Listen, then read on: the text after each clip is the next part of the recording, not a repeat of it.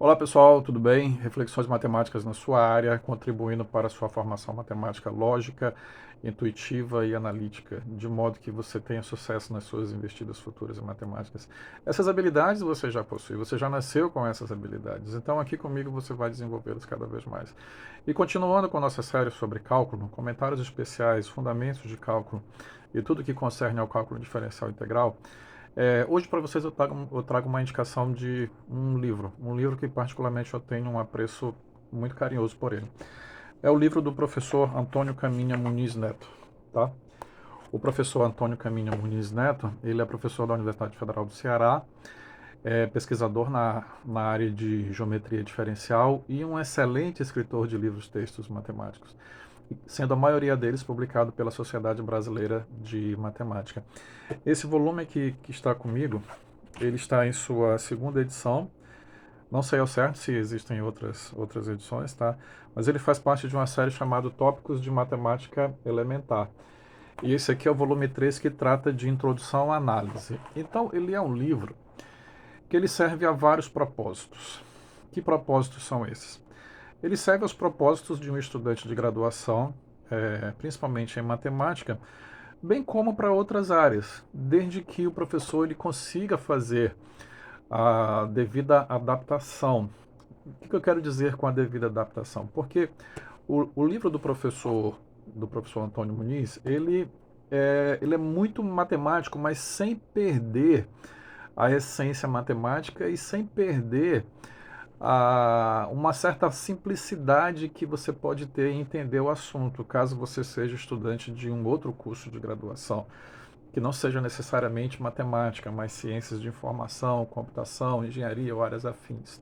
E o interessante no livro do professor Caminha é o seguinte, que eu concordo com ele, né? E eu já ressaltei aqui nos vídeos anteriores que o cálculo ele não deve ser encarado por nós professores e você estudante como sendo uma receita, um passo a passo, tá? Porque se você fizer isso, você vai se perder no caminho, porque como nós destacamos lá no primeiro vídeo, limite e derivadas integrais são métodos matemáticos para analisar o comportamento de um objeto que a gente chama de funções, tá? Então, é evidentemente que os exemplos são os mais variados, são os mais diversos possíveis. No caso do livro-texto do professor Caminha, ele define limite muito motivado pela derivada. Se você analisar outros livros-textos, qual é a sequência em termos de capítulo? Geralmente é limite, continuidade, propriedades, lemas, teoremas, e depois ele vem para a derivada.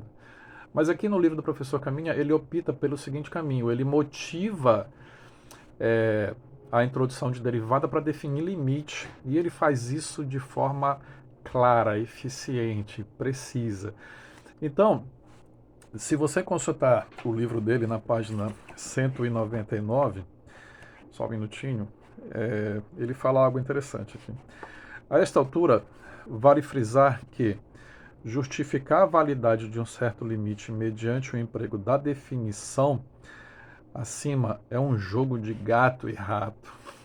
O que ele quer dizer? Que se você tiver que provar que o limite de uma determinada função existe em um ponto, utilizando aquela definição de épsilons e deltas, onde x menos x0 é menor do que delta, implica que f de x menos l é menor do que L, é um jogo de gato e rato. E você pode se perder nesse jogo. Portanto, é algo que você tem que ir praticando com o tempo. Por quê? Porque cada função que você vai analisar, muitas das vezes, elas têm propriedades específicas que vão facilitar com que você resolva esse limite utilizando esses épsilons e esses deltas. Então, é algo que exige prática. Mas olha só, eu tenho certeza absoluta que você sabe calcular o limite de algumas funções. Eu vou te dar dois exemplos aqui do livro dele, que está na página 199. Pergunta: qual é o limite da função menos 2x mais 7 quando x tende a 2? A função dada é menos 2x mais 7, quando x tende a 2, o limite é exatamente isso que você falou, é 3. Por quê? Porque é menos 2 vezes 2, que dá menos 4, mais 7 vai dar 3. Ou seja, é uma função que você não tem restrições no domínio, portanto o valor do limite dela basta você calcular o valor da função no ponto, tá? Então esse é um limite que você sabe calcular de forma rápida, fácil e precisa. O outro é qual é o limite da função x ao quadrado quando x tende a 3? Ora, x ao quadrado é uma parábola com concavidade voltada para cima.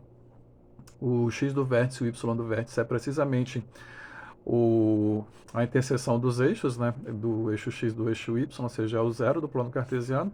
E, portanto, quando x tende a 3, que é o caso que ele pede, o limite é 9, porque 3 ao quadrado vai dar 9. Então, veja como você sabe calcular limites de funções que não têm muitas limitações em termos do seu domínio, diferentemente das funções que nós discutimos nos 2 vídeos anteriores, que foi o caso da função módulo de x sobre x e a função seno de x sobre x. Confere lá os 2 últimos vídeos que tem comentários bastante especiais sobre essas duas funções. Então, você sabe calcular esses limites de funções que não têm restrições. Mas aqui, se você consultar o livro do professor Caminha, ele vai te mostrar como é que você faz isso utilizando épsilons e deltas. E aí você precisa ter o conhecimento de algumas propriedades específicas, principalmente da questão de propriedades da função módulo. Lembra que eu falei no vídeo anterior que você não faz limite em termos de definição de épsilons e deltas sem saber as propriedades modulares, propriedades do tipo desigualdade triangular e assim por diante. Então, é importante que você dê uma olhada nesse livro do professor Caminha. Tem bastante coisa lá. As referências que ele faz também são referências clássicas, referências muito boas. Então, se você estudar em livros textos que eu trago aqui para vocês, livros textos que são recomendados e escritos por profissionais que pesquisam na área, profissionais docentes que já têm anos de experiência no ensino de matemática, você vai enxergar o cálculo diferencial de uma outra forma. Você vai tirar da sua cabeça essa coisa de uma receita de bolo, tá? Então veja que eu mostrei para você que você sabe calcular o limite de uma função, de funções que não têm muitas restrições no seu domínio. Agora, do ponto de vista matemático da definição, você precisa trabalhar isso mais um pouco. E existe um jargão matemático que diz o seguinte: você pode complicar um exercício matemático tanto quanto você queira. Ou seja, você pode pegar um problema de limite e complicá-lo tanto quanto você queira. Então, nesse sentido, é importante que a gente saiba filtrar aqueles exemplos que são essenciais, que são importantes para que a gente tenha o entendimento da teoria como um todo. A gente não fique fazendo exercícios de forma redundante, para você dizer que você fechou uma lista ou algo parecido. E onde é que você vai encontrar esses exercícios essenciais? Você só vai encontrar esses exercícios essenciais nos livros clássicos, nos livros textos clássicos. Então eu vou trazer para você aqui esse referencial. Eu vou ser uma espécie de indicador de bons livros textos matemáticos para você, né, aqui nessa plataforma. Então, é isso. Se você é novo, se você é novo aqui no canal, peço a gentileza de que você se inscreva, faça tudo que essa plataforma recomenda para que o nosso canal cresça. Divulgue esse vídeo com o maior número de pessoas. Isso vai nos incentivar a trazer para você um conteúdo matemático de qualidade por pessoal credenciado na área. Um grande abraço e até o próximo vídeo.